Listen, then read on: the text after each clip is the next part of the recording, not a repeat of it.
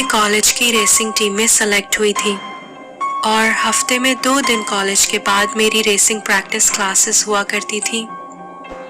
हमारे racing tournament के finals होने वाले थे और मेरे कोच ने मुझसे कहा कि मैं क्लास के बाद 10 एक्स्ट्रा राउंड्स करूं ताकि मेरी अच्छी प्रैक्टिस हो जाए। राउंड्स ख़त्म हो जाने के बाद थकन के मारे मेरा बुरा हाल था और मैं फ़ौरन शावर लेने चली गई। मैंने शावर ऑन किया। गर्म पानी से नहाते हुए मैं इतना रिलैक्स फील कर रही थी कि मुझे टाइम गुजरने का एहसास ही नहीं हुआ। मुझे शावर लेते हुए तकरीबन कुछ 20 मिनट गुजरे होंगे कि एकदम लाइट चली गई।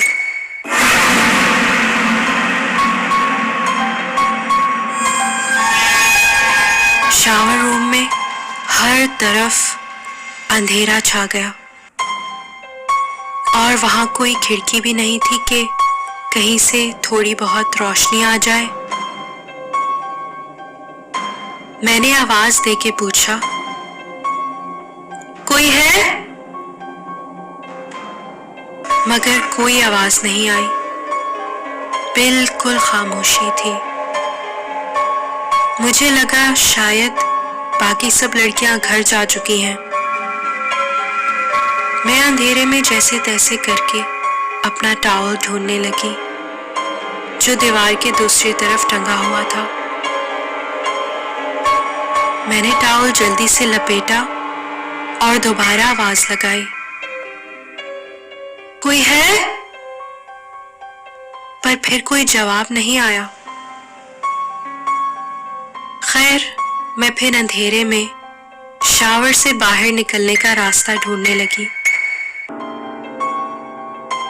चलते चलते एकदम मेरा पांव स्लिप हुआ और मैं जोर से फर्श पे गिर पड़ी। मैंने उठने की कोशिश की पर मेरे घुटने में इतना दर्द हो रहा था कि मैं उठ ही नहीं पाई। अचानक मुझे अपने कंधे पे किसी का हाथ महसूस हुआ। कौन है? कोच, क्या आप हैं? कोई जवाब नहीं आया।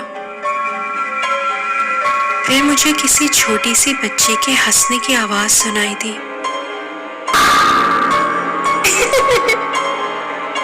मैं आपकी मदद करूं? वो आवाज सुन के मैं कांप उठी।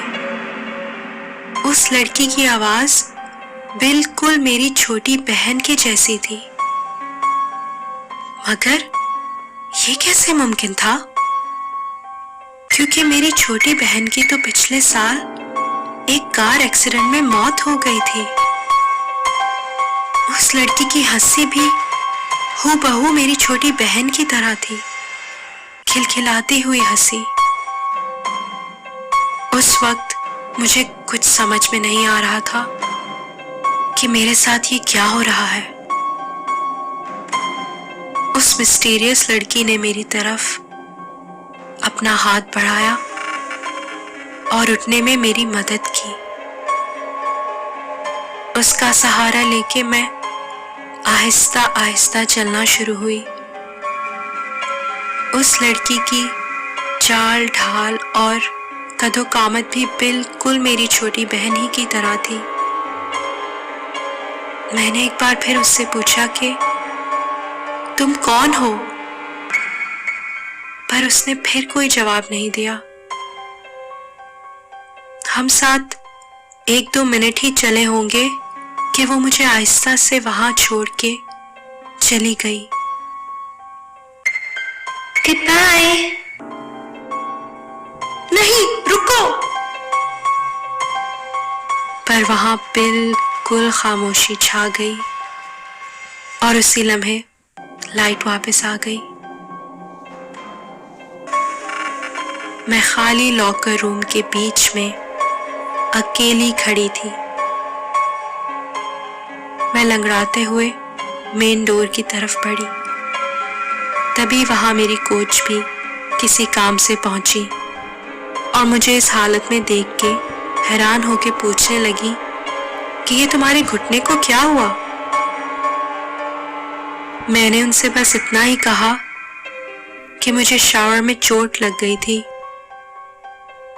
अब मैं उन्हें क्या बताती कि आज मैं अपनी छोटी बहन से मिली और यही सोच के मेरी आंखों से बेसाख्ता आंसू छलक पड़े।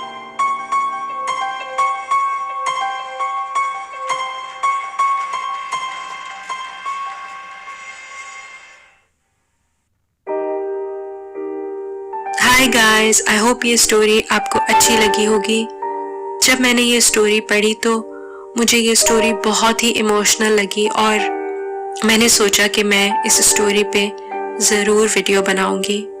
कितना अजीब सा एहसास है कि जब कोई हमारा अपना हमें छोड़ के चला जाए तो हम बस यही सोचते रहते हैं कि काश हमें एक मौका और मिलता उनसे मिलने का, और अगर वाकई में हमारा उनसे किसी सूरत में सामना हो जाए तो वो क्या कैफियत होगी इसका हम अंदाज़ा भी नहीं लगा सकते। तो चले मैं आपसे मिलती हूँ एक और हॉरर स्टोरी के साथ। अपना बहुत ख्याल रखिएगा और मुझे इसी तरह सपोर्ट करते रहिएगा। Don't forget to comment and subscribe to my channel. I'll see you soon. Until then, bye.